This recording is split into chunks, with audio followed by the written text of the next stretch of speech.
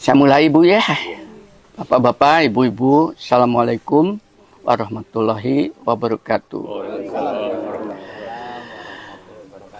Mari kita panjatkan rasa syukur kita kepada Ilahi yang pagi ini telah memperkenankan kita berkumpul di tempatnya Pak Gito begitu ya, supaya rumah Pak Gito begitu ini diberkati dengan cahaya ilahi.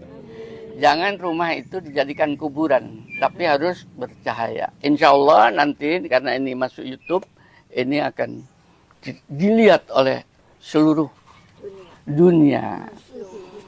Bagi mereka nanti yang melihat di YouTube, kembali kajian Bima Sakti hadir kepada Anda. Saya nyapa dari tempat yang jauh ya. Mudah-mudahan kesejahteraan atas Anda semua. Belajar sabar mengikuti kajian-kajian ini, karena kesabaran itu pintu masuk untuk Anda untuk dipenetrasi pengetahuan oleh Allah. Ya, bukan kehebatan kita. Itu di depan Anda semua, di depan saya semua ini banyak buku guru. Ini kita di Sidoarjo ya. Jadi Sidoarjo itu 1 jam dari Malang, lewat jalan tol soalnya. Itu kalau nanti kendaraannya kecepatan cahaya, maka 1 jam ke Sidoarjo tidak ada bedanya. Itu yang dinamakan mengapa di dalam Quran ada seperti itu. Ada Pak, ada ya. Itu mana buktinya? Pada saat Nabi Sulaiman memindahkan singgah sana, jin itu minta waktu beberapa menit setelah Sulaiman turun, tapi seorang yang soleh di antara mereka sakedeping motro ya wis tuing. Kenapa informasi itu disampaikan oleh wahyu? Untuk apa? Sebagai pengetahuan.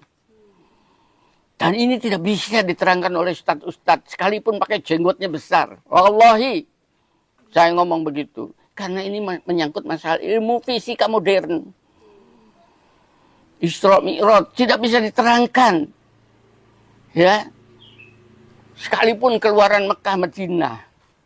Itu. Ya. Karena ini adalah merupakan ilmu fisika modern. Ini namanya teori kuantum, Bu, di dalam ilmu fisika modern. Dalam satu waktu bisa berada di dalam tempat yang berbeda. Itu bisa diterangkan oleh fisika modern. Teori kuantum. Quran sudah sampai situ, abad Muhammad. Siapa yang menerangkan ini? Ya. Berat ini isinya Quran itu. Tulungan ini. Quran itu tulungan. Katanya Quran begitu. Hendaknya ada sekelompok golongan di antara kamu. Ya. Yang menyampaikan kebenaran isi Al-Quran kepada alam raya ini. Ya. Nabi Muhammad sudah lewat. Sekarang ini zaman kita. Saya langsung sami'na wa ata'na. Ini yang menyebabkan Pak Ika semangat. Jadi belajar Quran itu begitu. Langsung Quran saya. Yang diterangkan oleh Nabi Muhammad adalah Quran. Saya mengikuti jejak kenabian menerangkan Quran. Kita dikatakan manusia karena masih hidup. Tanaman ini, Bu, yang besar, ada yang ribuan tahun, ratusan tahun. Dikatakan tanaman itu masih tegak berdiri. Karena sudah roboh, itu namanya batang kayu. Kalau sudah masuk di dalam tanah dan lama, itu menjadi fosil, namanya batu bara. Apa batu bara bisa dikatakan tanaman? Ibu kalau sudah masuk di dalam tanah, dicari tulang belulangnya dan sebagainya, ya tanah.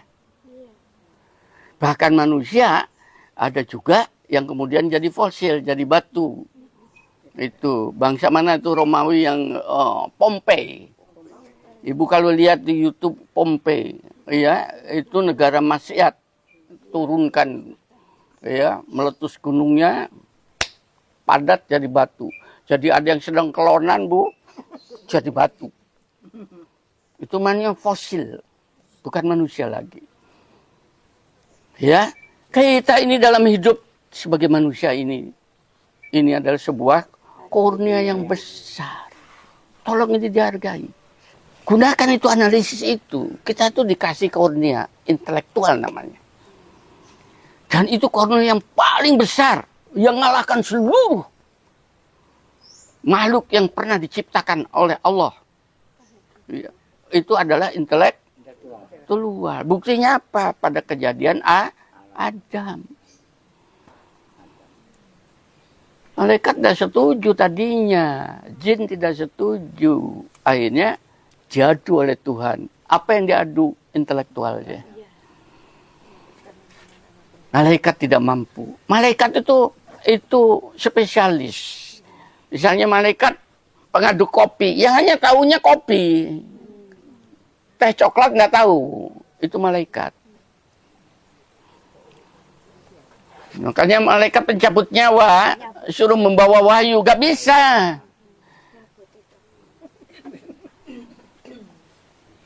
Dia menungso, Bu, bisa ngaduk kopi, ngaduk teh, macam-macam. Itu kehebatannya. Bisa tembus ruang dan waktu.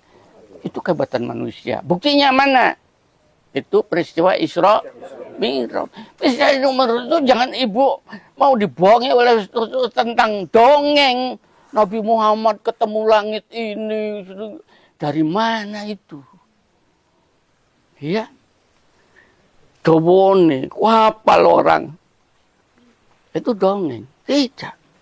Oh, itu kehebatan. Ibu baru paham itu kalau ibu tahu tentang teori relativitas, ya, kecepatan cahaya. Kecepatan cahaya itu di dalam Quran diberitahu di situ. Mengukurnya hampir sama dengan apa yang diukur oleh Einstein. Ya, 1 hari di pandangan Allah itu adalah 1000 tahun untuk kamu ukur itu. Hampir dalam 1 detik itu ada 300.000 km per set. Itu kecepatan cahaya. Belum kecepatan rohani diberitahu di dalam Quran. Ya, 1 hari bagi roh dan malaikat itu adalah kecepatannya adalah 50.000 tahun bagi kamu. Ibu punya rohani kan? Bapak punya rohani. Pada saat tidur kemana rohaninya itu? Itu bergerak cepat. Pada kamu tidur, rohnya kembali kepadaku. Aku pegang Quran dengan kecepatan itu. Senyampang kita ini masih manusia, makanya dikasih nama kan Dr. Trimur Joko. Sudah profesor kamu? Belum, Pak. Ayo, Heri belum. Aru. Gitu. Jadi profesor. Selamat ya. Kita di dalam keseharian kan selalu meminta kepada Allah, ya. Ya, meminta macam-macam ya. Ada yang minta rezeki, ada yang minta jabatan, ada yang minta umur panjang, ada yang minta jodoh, ya, macam-macam. Ibu percaya dengan Tuhan, dengan Allah kan? Sudah kenal, tahu siapa, di mana, harus dikenali. Kalau kenal, baru akan cinta nanti. Begitu cinta, ibu akan merindukan. Ya, jadi bukan ditakuti Tuhan itu, tapi dirindu. Belajar sekarang. Sebetulnya kita ditempatkan oleh Allah di atas muka bumi ini, ibu-ibu, bukan atas kehendak kita kan, tapi atas kehendak Allah. Itu tadi, aku tempatkan kamu di bumi ini. Dan di sana kamu aku kasih rezekinya tanpa hisab, tanpa batas. Artinya kalau konsep Quran itu kita unduh, kita gunakan, tidak ada seorang pun itu akan mengeluh karena kekurangan rezeki. Harusnya seperti itu. Bukan engkau yang mengatakan watarjuku mangtasa bigoiri hisab. Kau mengatakan, aku berikan rezeki yang tanpa hitungan, tanpa hisab. Kok aku sulit dalam hidup? Nanti dijawab, kau yang memulai, maka kau yang merasakan. Loh, itu baru. Ojo dibalik nonang aku, gitu. Ya, itu namanya introspeksi. Gak pakai doa-doa, Bu. Allah itu bisa diajak diskusi dan senang. Caranya Pak Ika itu saya ajari. Ya, barusan pelan-pelan ya. Kita sudah dikasih oleh Allah bumi yang indah ini. Ya, sungguhan. Pernah merasakan itu? Tidak. Ibu kalau ingin tahu rasanya nikmat di bumi ini, kalau ibu bisa berkentayangan di berbagai negeri. Bagi mereka yang di Sidoarjo hidupnya ini tadi, itu kenikmatan yang bukan main. Bagi mereka yang hidup di Jawa, itu kenikmatan yang bukan main. Bu Gito, Pak Gito kan membuat TK. Iya, Pak. Masih berdiri. Masih. Itu tanamannya. Alhamdulillah. Syukurin. Tidak semua orang bisa membuat TK. Ya. Dan punya kesempatan. Ya. Tuh. Kita dikasih hidup di bumi ini, Bu. Yang pertama, kita dikasih tadi yang namanya energi. Baru seluruh energi itu adalah tenaga. Ya.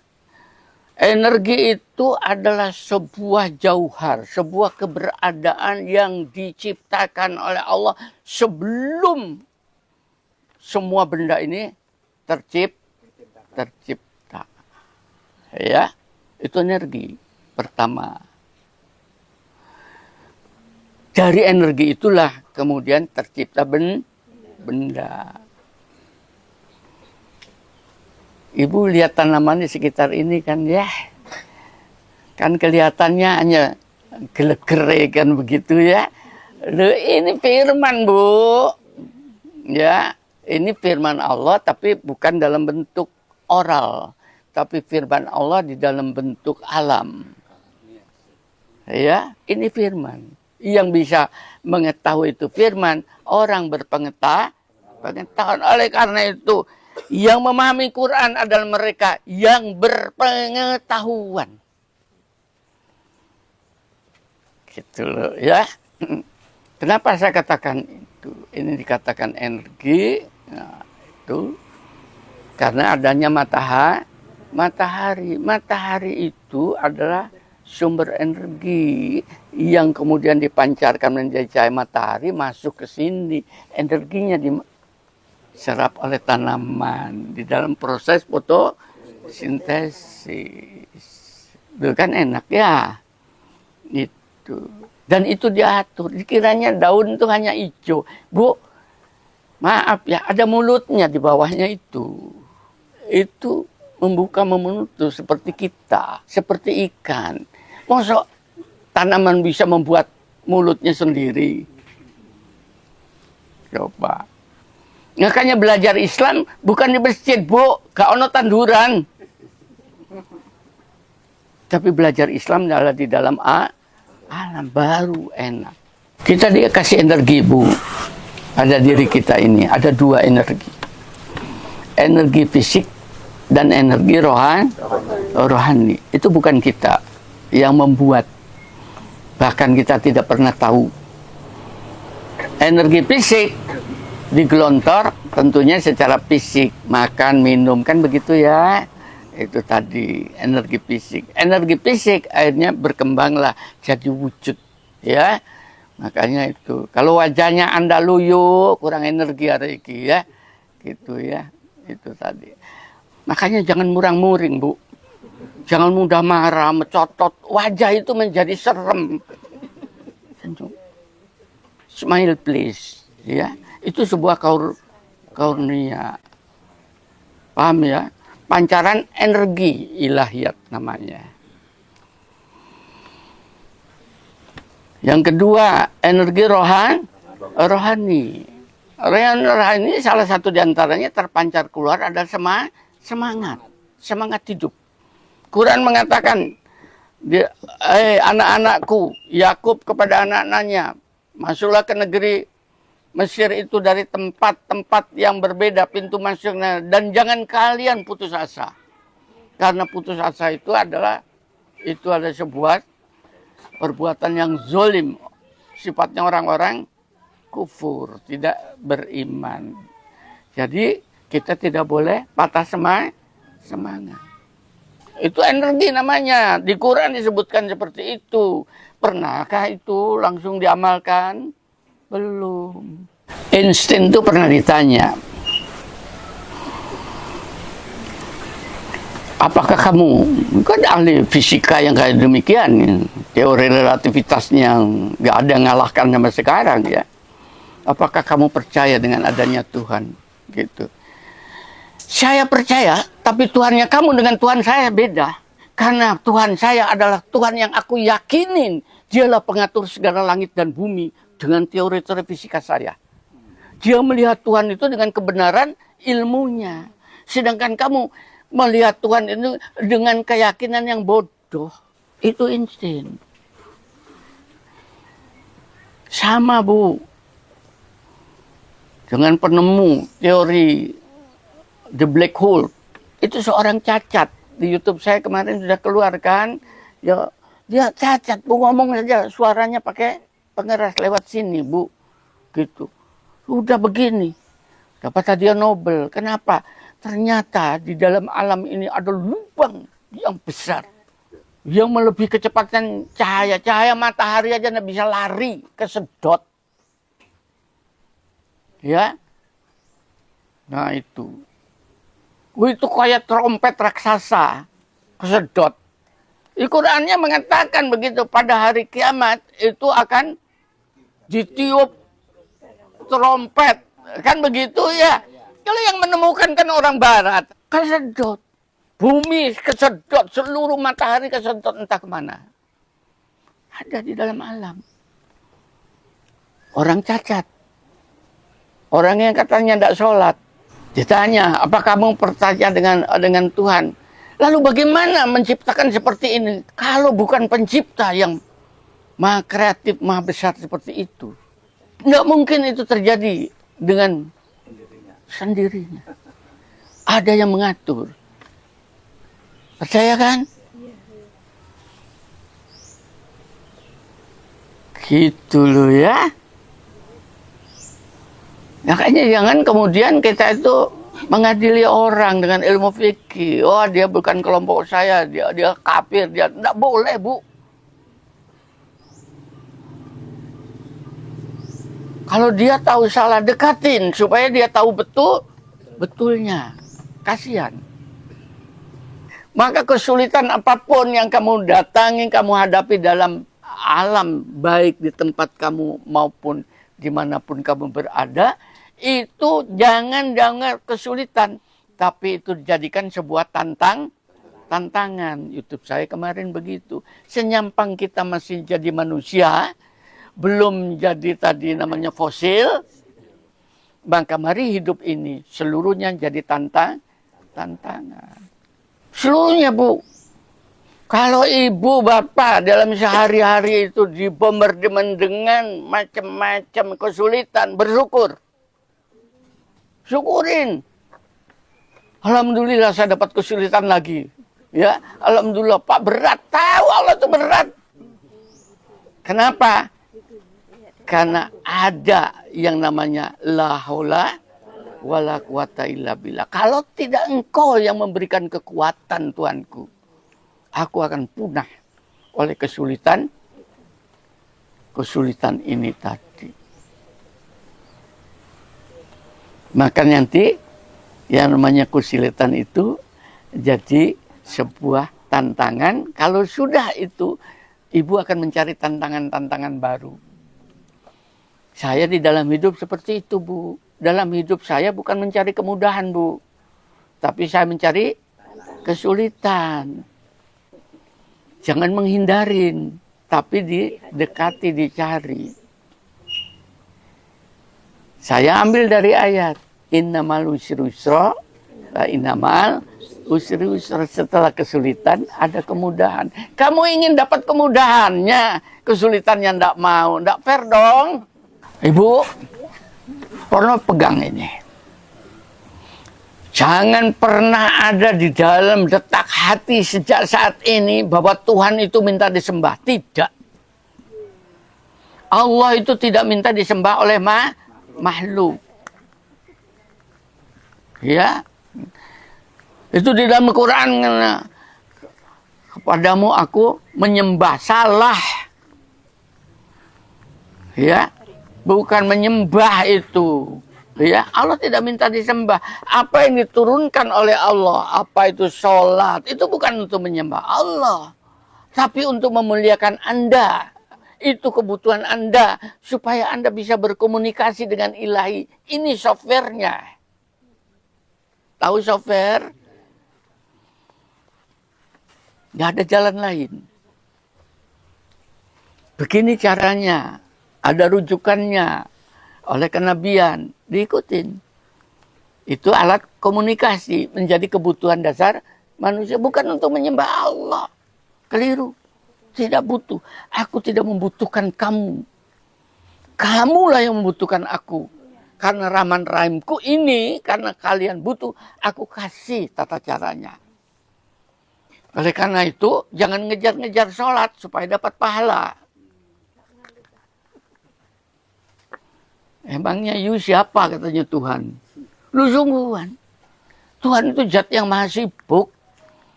Ngapain ngurusin mongonoan? Iya, sungguh kurangnya begitu. Makhluk langit dan di bumi semuanya memohon kepadaku. Dan sungguh aku adalah zat yang maha sibuk. Silakan dibaca surat Ar-Rahman 29 itu kalau tidak salah. Ya, nanti dilihat pelan-pelan lah. Oleh karena itu tadi perbuatan-perbuatan kita bukan untuk menyembah Allah, tapi untuk memuliakan diri kita yang konsepnya diberi Allah. Oleh karena itu kalau pada saat Anda itu melakukan sholat, beribadah seperti itu tadi, disyukurin sebagai rasa kurnia dari